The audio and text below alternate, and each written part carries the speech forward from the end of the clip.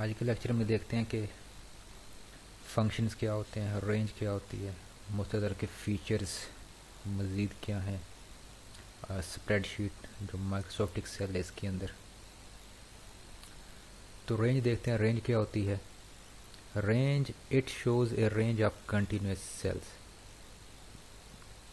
कि एक सेल का रेफरेंस होता है, सेल का एड्रेस होता है जिससे सेल की पहचान होती है ये कौन सा सेल है। जैसे कि A10 हो गया, C12 हो गया, ये सेल के एड्रेस हैं या रेफरेंस हैं। इसी तरह अगर हम एक ही रेंज के अंदर, एक ही सीक्वेंस के अंदर, एक ही तरतीब के अंदर सेल्स को यूज़ करना चाहें, इस्तेमाल करना चाहें, तो फिर हम उनकी एक रेंज बना लेते हैं। तो उस रेंज में हम सिर्फ पहले सेल का एड्रेस बताते हैं और आखिरी सेल का एड्रेस बताते हैं। तो उनके मिडल में जितने भी सेल मौजूद होते हैं वो सारे के सारे उसी रेंज के अंदर ही शामिल हो जाते हैं। जैसा कि B3 से लेकर G3 तक या B3 से लेकर B10 तक, ये क्या है, रेंज है। तो B3 से G3 तक क्या क्या होंगे, B3, C3, D3, E3, F3 और G3 तक सारे के सारे। इस तरह B3 से B10 तक क्या होंगे, B4, B5, 6, 7, 8, 9, 10 तक। तो ये क्या हो गई, रेंज हो गई। यानी कि मैं चाहता हूँ कि ये यहाँ से लेकर यहाँ तक मैंने सेल यूज़ करने हैं, तो इसको मैं रेंज बना दूँगा कि C2, ये पहला कौन सा है, C2, उसके बाद कॉलन का सिंबल होगा और फिर आखिरी सेल का मैं एड्रेस दे दूँगा जो क्या बनता है I2। ये C2 कॉलन I2। तो ये तमाम जो D2, E2, F2, G2, H2 ये सारे के सारे उसके अंदर शामिल हो जाएंगे। अगर मैं इस तरीके से बनाता हूँ तो यहाँ पर मैं स्टार्टिंग का एड्रेस दूंगा, ये D3 है और ये कौन सा है, D12, यानी कि D3 कॉलन D12। तो ये क्या बन जाएगी, एक रेंज बन जाएगी जिसके अंदर ये सारे के सारे सेल क्या होंगे, शामिल होंगे। तो अब इन्हीं का इस्तेमाल देखते हैं कि ये रेंज हम कहाँ पर यूज़ कर सकते हैं। फंक्शन का कॉन्सेप्ट आता है। फंक्शंस क्या होते हैं कि it is a pre defined built in formula. पहले से बने बनाए फार्मूला होते हैं जो कि माइक्रोसॉफ्ट एक्सेल के अंदर मौजूद होते हैं। उन फार्मूला को हम इस्तेमाल करके आसानी से अपनी कैलकुलेशन परफॉर्म कर सकते हैं। तो फंक्शन का नाम भी जो होता है वो इक्वल टू के सिंबल के बाद आता है। जिस तरह फार्मूला होता है वो हम स्टार्ट करने से पहले इक्वल टू का सिंबल लगाते हैं, इस तरह फंक्शन स्टार्ट करने से पहले भी हम इक्वल टू का सिंबल लगाते हैं। फंक्शन का नाम हम लिखेंगे इक्वल टू के सिंबल के बाद कौन सा फंक्शन हम इस्तेमाल करना जा रहे हैं और उसके आर्गुमेंट्स कि इस फंक्शन को हमने कौन कौन सी वैल्यू देनी है जिनकी बुनियाद पर वो हमें रिज़ल्ट कैलकुलेट करके देगा। उन्हें क्या कहा जाता है, आर्गुमेंट्स कहा जाता है। और आर्गुमेंट्स को हम पैरेंथेसिस में लिखते हैं। अगर एक से ज़्यादा आर्गुमेंट होंगे तो उनको हम कोमा से सेपरेट करेंगे। ए फंक्शन में रिक्वायर वन और मोर आर्गुमेंट। एक फंक्शन के अंदर एक या एक से ज़्यादा आर्गुमेंट्स हो सकते हैं। जैसा कि ये इक्वल टू का सिंबल हो गया, उसके बाद ये फंक्शन कौन सा है, सम, SUM। ये क्या करता है, सम करता है, यानी कि ऐड करता है सारी वैल्यू को। उसके बाद ये पैरेंथेसिस आ गई, ये उसके क्या है, आर्गुमेंट है। आर्गुमेंट मैंने 2 दिए हैं, कौन कौन से, B1 से लेकर B10 तक, कि सम हो जाए B1 से लेकर B10 तक, कि B1, B2, B3, B4 ये सारे के सारे ऐड हो जाएं। B1 से लेकर B10 तक जितने भी सेल हैं उन सब का सम क्या हो जाए, सम हो जाए। इसी तरह अगर मैं मालूम करना चाहता हूँ कि एवरेज कि b1 ये एवरेज का फंक्शन है, उसका नाम आ गया, इसके भी दो आर्ग्यूमेंट हैं। एवरेज किसकी मालूम हो कि b1 से लेकर b10 तक जितनी भी वैल्यू मौजूद हैं उनकी एवरेज मालूम हो जाए, b1 से b10 तक। इस तरह एक और फंक्शन है मैक्स का, इसके भी दो आर्ग्यूमेंट हैं कि b1 से लेकर b10 तक जितनी भी वैल्यू मौजूद हैं इनमें से मैक्सिमम वैल्यू कौन सी है वो मैक्स का फंक्शन आपको प्रोवाइड कर देगा। इस तरह मिन का फंक्शन है min, वो क्या करेगा कि रेंज के अंदर जो भी मिनिमम वैल्यू होगी वो डिस्प्ले करवा देगा। इस तरह SQRT है, स्क्वायर रूट फाइंड करने का, इसका आर्गूमेंट क्या है, सिर्फ सिंगल आर्गूमेंट है, एक आर्गूमेंट है। ये किसी भी सेल का स्क्वायर रूट फाइंड करके हमें देता है। इस तरह एक और है टुडे, इसका कोई आर्गूमेंट नहीं है, ये खाली है। टुडे का जो फंक्शन है ये क्या करता है, जो मौजूदा डेट होती है, जो सिस्टम के अंदर जो डेट महफूज होती है उसको ये डिस्प्ले करवाता है। तो इसी को अब हम एग्जीक्यूट करके देखते हैं, इन्हीं को फंक्शंस को। पहले तो मैं कोई वैल्यू लिखता हूँ, फ़र्ज़ करें एफ के अंदर कोई वैल्यू लिख देता हूँ मैं इस कॉलम के अंदर। ये कुछ वैल्यू मैं फ़र्ज़ करें 10 वैल्यू लिख देता हूँ। ये F1 से लेकर F10 तक ये वैल्यू। अब मैं चाहता हूँ ये तमाम की तमाम वैल्यूज़ क्या हो जाएं, इनका सम हो जाए। तो मैं यहाँ पर बना लेता हूँ एक, यहाँ पर सम, यहाँ पर एवरेज का कॉलम बना लिया, यहाँ पर मैक्स, यहाँ पर मिन का बना लिया। तो अब यहाँ पर मैं चाहता हूँ कि सम डिस्प्ले हो, यहाँ पर एवरेज, यहाँ पर मैक्सिमम वैल्यू कौन सी है, यहाँ पर मिनिमम। तो यहाँ पर मैं फार्मूला लगाता हूँ इक्वल टू सम मालूम करने का कौन सा फंक्शन है, SUM है। उसके बाद पैरेंथेसिस सम, उसके बाद हम रेंज बताएंगे कि कहाँ से कहाँ तक हो। ये पहला नंबर होगा यानी कि F1 और ये आखिरी होगा F10। F1 उसके बाद कॉलन का सिंबल F10। तो ये देखें, ये उसने बता भी दिया कि आप इन चीज़ के ऊपर कोई ये आपके सेल सिलेक्टेड हैं जिनके ऊपर आप कोई फंक्शन अप्लाई करने जा रहे हैं। पैरेंथेसिस को क्लोज़ किया तो ये अब इस सम हो जाएगा F1 से लेकर F10 तक। जो भी 10 वैल्यू जो लिखी हुई हैं सारी की सारी ऐड हो जाएंगे, यहाँ पर डिस्प्ले हो जाएंगे। एंटर में प्रेस करता हूँ तो ये देखें 52 के आ गया, सम आ गया इन तमाम वैल्यू को ऐड करने के बाद। इस तरह मैं एवरेज मालूम करना चाहता हूँ तो एवरेज के लिए जो है एवरेज पूरा लिखना पड़ेगा वर्ड। रेंज आपकी वही है F1 से F10 तक, F1 से F10 तक। एंटर प्रेस करता हूँ तो ये एवरेज निकल आई 5.2। अब ये बिल्कुल ठीक है। एवरेज कैसे निकलते हैं कि टोटल आप फाइंड कर लें, टोटल कितना निकला 52 और टोटल आइटम कितने हैं 10, उस पर डिवाइड कर दें तो 52 को 10 पे डिवाइड कर दें तो 5.2 ही आता है। अब मैं मैक्सिमम नंबर फाइंड करता हूँ कि मैक्स F1 to F10 के इनके दरमियान मैक्सिमम नंबर कौन सा है, तो देखें वो 9 ही है। तो 9 क्या है, मैक्सिमम है। इस तरह मिन फाइंड करना हो तो मिन का फंक्शन है F1 to F10। तो क्या डिस्प्ले करवा रहा है 1, क्योंकि इसमें देखें आप जो 1 है वो मिनिमम है। इस तरह स्क्वायर रूट भी फाइंड कर सकते हैं। फ़र्ज़ करें मैं 9 का स्क्वायर रूट फाइंड करना है तो 9 ये कौन सा F7 है, ये F7 यानी कि F7 का मैंने स्क्वायर रूट फाइंड करना है। इसी के आगे मैं स्क्वायर रूट फाइंड कर दूँ इक्वल टू SQRT, किसका फाइंड करना है F7। एंटर प्रेस करता हूँ तो ये उसका क्या आ गया, स्क्वायर रूट आ गया। 9 का आपको पता है स्क्वायर रूट क्या होता है, 3 होता है ये स्क्वायर रूट। इसी तरह डेट डिस्प्ले करवानी हो तो उसके लिए है टुडे है, यहाँ पर मैं करता हूँ टुडे, एंटर प्रेस किया तो ये मौजूदा डेट आ गई सिस्टम की। इसके अलावा और भी बहुत सारे फंक्शंस हैं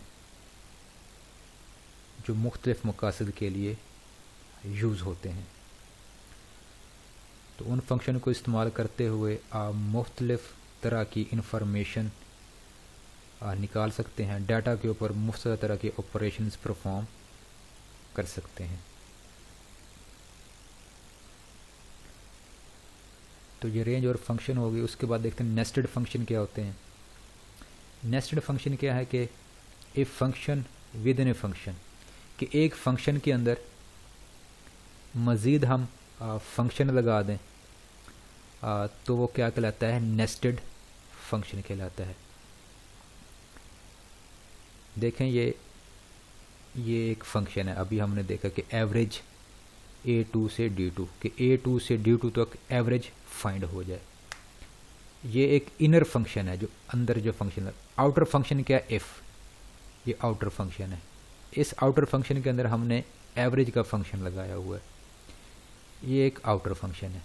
इफ़ का फंक्शन क्या करता है कि पहले कंडीशन चेक करता है, ये कंडीशन चेक होगी यहाँ पर, कि अगर एवरेज A2 से D2 तक जो एवरेज है, ये ग्रेटर देन का सिंबल हो गया, कि अगर वो 3000 से ज़्यादा है तो उस सेल के अंदर वैल्यू क्या हो, 500 आ जाए। अगर ये कंडीशन ट्रू नहीं है तो उस सेल के अंदर वैल्यू क्या आ जाए, 100 आ जाए। तो इस तरीके से ये जो नेस्टेड फंक्शन है वो काम करते हैं। तो अगर इसी के ऊपर मैं अप्लाई करता हूँ कि अगर यहीं पर मैं ये नेस्टेड फंक्शन अप्लाई कर देता हूँ, इफ़, आप ये देखें जो एवरेज इसकी निकली है वो 5.2 है। तो इसी के मुताबिक मैं करता हूँ if average F1 to F10, ये क्या हो, ग्रेटर देन हो, फ़र्ज़ करें 6, तो इस सेल के अंदर क्या लिखा हुआ आए, कोमा, डबल कोड के अंदर मैं लिखता हूँ गुड। अगर फ़र्ज़ करें ग्रेटर देन 6 नहीं है तो फिर कोमा डाल के ये अगर एक कंडीशन फॉल्स होगी तो उस सूरत में क्या वैल्यू डिस्प्ले हो, बैड। ये तो अगर एवरेज F1 से F10 तक अगर वो 6 से ज़्यादा होगी तो गुड डिस्प्ले होगा इस J2 सेल के अंदर, अगर कम होगी तो बैड डिस्प्ले होगा। अब मैं जैसे ही एंटर प्रेस करता हूँ तो आपको पता है कि एवरेज क्या है, 5.2 है। तो इसी के मुताबिक रिज़ल्ट क्या हो जाएगा, डिस्प्ले, यानी कि बैड। अब मैं यहाँ पर कोई वैल्यू चेंज करता हूँ, इसको मैं करता हूँ 14, तो एवरेज चेंज होगी। जैसी एवरेज चेंज होगी तो यहाँ पर फार्मूले का मुताबिक रिज़ल्ट भी तब्दील हो जाएगा। तो देखें एवरेज क्या होगी, 6.2 होगी, यानी कि 6 से अबव होगी, ज़्यादा होगी, तो उसी के मुताबिक रिज़ल्ट भी क्या हो गया है, तब्दील हो गया है। तो इसी तरीके से आप पास फेल का फंक्शन भी अप्लाई कर सकते हैं कि अगर मार्क्स 33 या 33 से अबव हैं तो पास का मैसेज डिस्प्ले हो, अगर 33 या 33 से कम है तो फेल का मैसेज हम डिस्प्ले करवा सकते हैं।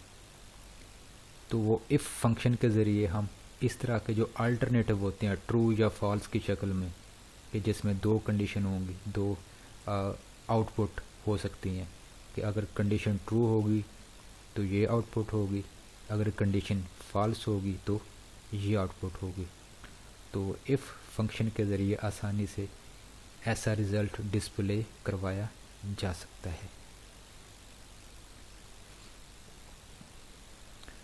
चार्ट है, chart is a graphical representation of data, कि जो डाटा हम मेंशन करते हैं उसको ग्राफ की फॉर्म में भी या चार्ट की फॉर्म में भी डिस्प्ले करवा सकते हैं। मुख्तलिफ तरह के चार्ट्स अवेलेबल हैं माइक्रोसॉफ्ट एक्सेल के अंदर। कॉलम चार्ट्स हैं, लाइन चार्ट्स हैं, पाई चार्ट्स हैं, बार चार्ट्स हैं, इसके अलावा और भी हैं। तो डाटा अगर हमारे पास मौजूद है तो डाटा की बुनियाद पर हम चार्ट्स आसानी से बना सकते हैं। जैसे कि मैं डाटा एंटर करता हूँ,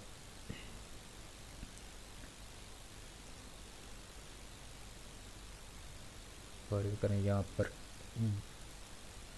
वीट, ये शुगर,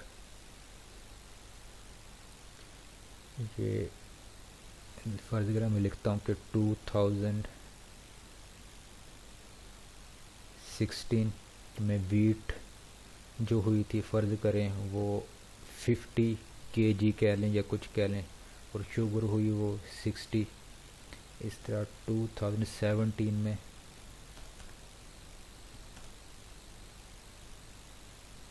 में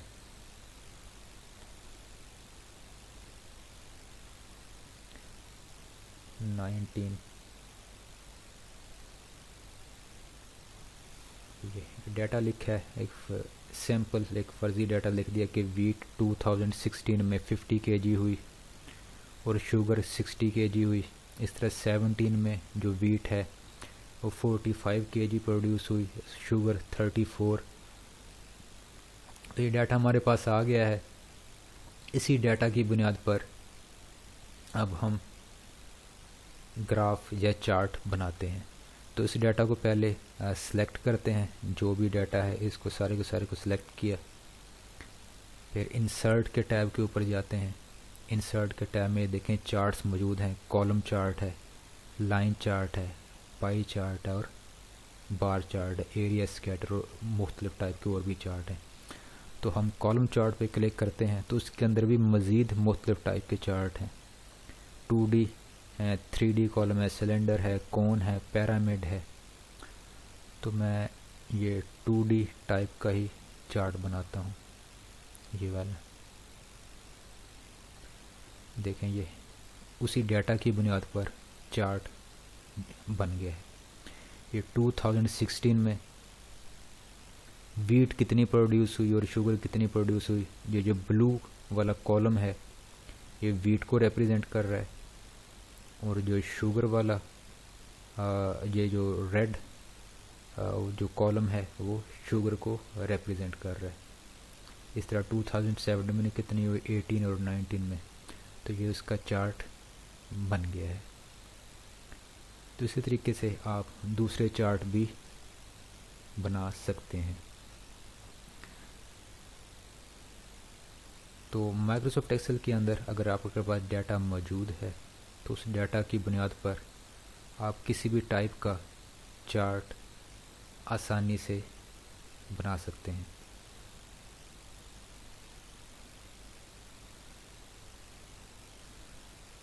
उसके बाद देखते हैं कि एक्सेल के अंदर फॉर्मेटिंग क्या होती है।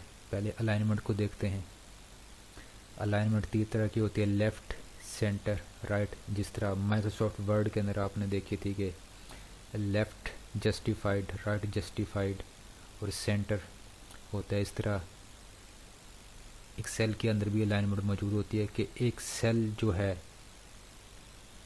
उस सेल के किस जानब वैल्यू डिस्प्ले होगी, तो उसी को अलाइनमेंट कहा जाता है।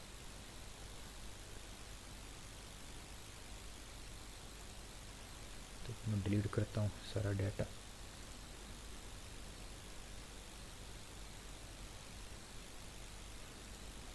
अब मैं यहाँ पर कोई वैल्यू लिखता हूँ। पहले मैं सेल का साइज़ वो इंक्रीज़ कर लेता हूँ। ये सेल का साइज़ मैं ड्रैग करके ये सेल का साइज़ इंक्रीज़ कर लीजिए पूरी की पूरी रो का। अब फ़र्ज़ करें मैं यहाँ पर कोई वैल्यू लिखता हूँ 10। जैसे ही मैंने एंटर किया तो ये कहाँ पर डिस्प्ले हुई, इसके लोअर राइट कॉर्नर में डिस्प्ले हुई है। तो इसको भी अब मैं तब्दील कर सकता हूँ। ये अलाइनमेंट है, ये लेफ़्ट है। इस पर मैं क्लिक करता हूँ तो ये 10 इस साइड पर आ जाएगी, ये देखें ये लेफ़्ट साइड पर आ गई। सेंटर में करता हूँ तो यहाँ पर आ जाएगी, अगर राइट पे करता हूँ तो इस कॉर्नर पे। अब ये हॉरिजेंटल है, इस तरह वर्टिकल सेटिंग में भी कर सकता हूँ कि ये 10 है मिडल में आ जाए, तो मैं यहाँ पर क्लिक करूँगा मिडल में। अगर मैं चाहता हूँ ये 10 ये यहाँ पर आ जाए, यानी कि टॉप पर आ जाए वर्टिकली तौर पर, तो यहाँ पर क्लिक करता हूँ। अगर मैं चाहता हूँ कि ये 10 मिडल में यहाँ पर आए, तो फिर क्या होगा कि यहाँ से भी मुझे मिडल वर्टिकल सिलेक्ट करना पड़ेगा, और यहाँ पर भी हॉरिजेंटली तौर पर मुझे सेंटर सिलेक्ट करना पड़ेगा। देखें 10 बिल्कुल मिडल में आ गया एक सेल के अंदर, तो ये अलाइनमेंट कहलाती है। इस तरह है मर्ज एंड सेंटर, कि अगर आप चाहते हैं कि एक से ज़्यादा सेल्स को कंबाइन करके एक ही सेल बनाना है, तो उसको मर्ज करना पड़ता है। सेंटर का क्या मतलब है कि जो मर्ज किए हुए सेल होंगे, जो यानी कि मर्ज करके एक सेल बन जाएगा, उसके अंदर जो भी आप टाइप करेंगे वो उसके सेंटर में लिखा जाएगा। यानी कि मैं चाहता हूं कि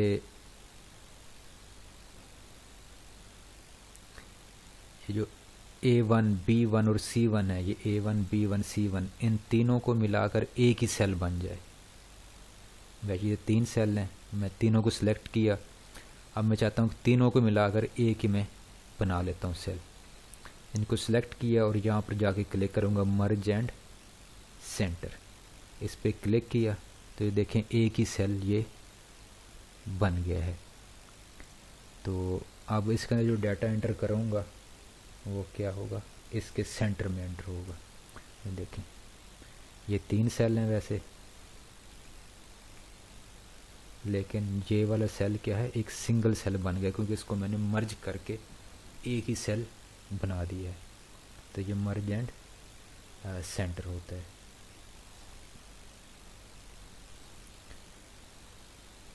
इसी तरह है रोटेटिंग टेक्स्ट, किसी भी टेक्स्ट को हम रोटेट कर सकते हैं, उसकी जो डायरेक्शन है वो चेंज कर सकते हैं, उसका एंगल हम तब्दील कर सकते हैं। यानी कि फ़र्ज़ करें ये नेम सिलेक्ट है, इसका मैं एंगल तब्दील अगर करना चाहता हूँ तो यहाँ पर मुझे जाना पड़ेगा ओरिएंटेशन पे कि rotate text to a diagonal angle और वर्टिकल ओरिएंटेशन। इसमें मैं क्लिक करता हूँ तो ये मुख्तलिफ तरह के ये एंगल अवेलेबल है। मैं चाहता हूँ फॉर्मेट सेल अलाइनमेंट पे, तो यहाँ पर देखें ये ओरिएंटेशन आ गई डिग्री कि कितनी डिग्री पे मैं रोटेट करना चाहता हूँ। या तो आप यहाँ पर डिग्री मेंशन कर दें या इसको ड्रैग करें कि आपने कितने उसके ऊपर उसको, यानी कि 45 डिग्री के ऊपर इस तरीके से टेक्स्ट आपका चेंज हो जाएगा। तो ये देखें तो नेम का जो था वो 45 के एंगल के ऊपर रोटेट हो गया। तो इसे रोटेशन या ओरिएंटेशन कहा जाता है। इसके अलावा है रैपिंग टेक्स्ट है। रैपिंग टेक्स्ट क्या है, it is used to increase the height of a cell to display all of the words in a cell. कि अगर एक सेल के अंदर हम काफ़ी सारे वर्ड्स लिख देते हैं तो वो वर्ड सारे के सारे फिर डिस्प्ले नहीं होते, क्योंकि सेल का जो साइज़ है वो एक जो हमने सेट किया हुआ है वही है। अगर वैल्यू उससे ज़्यादा बढ़ती है तो वो सारी की सारी डिस्प्ले नहीं होती। तो अगर हम चाहते हैं कि वो सारी की सारी डिस्प्ले हो तो हमें वो टेक्स्ट को रैप करना पड़ता है। तो टेक्स्ट को रैप किस तरीके से हम कर सकते हैं,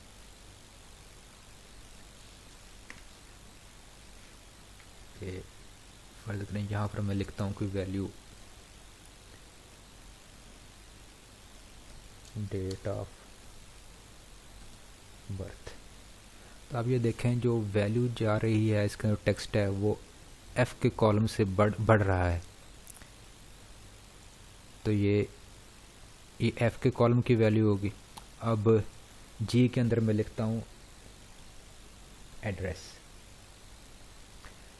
अब देखें जो f के अंदर जो वैल्यू लिखी थी वो सिर्फ यही डिस्प्ले हो रही है, डेट ऑफ BI, यानी कि RTH वो डिस्प्ले नहीं हो रही, क्योंकि जो f के कॉलम का साइज़ है वो कम है। एक तरीका तो ये है कि आप यहाँ से पर जाएं, ये सिंबल अपीयर हो गया है तो यहाँ से ड्रैग करें और सेल का जो विड्थ है उसको इंक्रीज़ कर दें। ये देखें इंक्रीज़ किया तो उसके अंदर ये डिस्प्ले हो गई। अगर आप ऐसा नहीं चाहते, ये मैं वैसे ही रहने देता हूँ, तो क्या करता हूँ कि इस सेल को सिलेक्ट किया और यहाँ पर मैं जाता हूँ रैप टेक्स्ट। तो रैप टेक्स्ट के ऊपर क्लिक करूँगा तो क्या होगा कि ऑटोमेटिकली वो जो टेक्स्ट इसके अंदर लिखा हुआ होगा वो डिस्प्ले होना शुरू हो जाएगा, सेल का साइज़ ऑटोमेटिकली इंक्रीज़ हो जाएगा। तो ये मैंने देखें कि सेल का साइज़ ऑटोमेटिकली तौर पर वो इंक्रीज़ हो गया वर्टिकली तौर पर, तो उसके अंदर जो भी कुछ लिखा हो तो वो सारे का सारा डिस्प्ले हो गया है। तो इसी को रैप टेक्स्ट कहा जाता है। अगर ख़त्म करना है तो दोबारा इसी के ऊपर क्लिक करते हैं, रैप टेक्स्ट ख़त्म हो जाएगा। इसी तरह मर्ज और सेंटर है, इसको ख़त्म करना है तो दोबारा क्लिक कर दें तो ये देखें वही दोबारा 3 सेल्स आपके दोबारा डिस्प्ले हो गए। अगर तीनों को मिलाकर फिर मर्ज करना है तो तीनों को सिलेक्ट करें और मर्ज पे क्लिक कर दें तो तीनों सेल दोबारा मर्ज हो गए। तो ये इस तरीके से।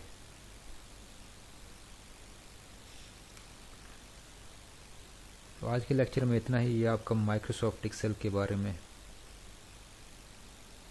एंड हो गया है। ये चैप्टर नंबर 9 था, ये आपका कंप्लीट हो गया है, जो माइक्रोसॉफ्ट एक्सेल के बारे में हमने पढ़ा था।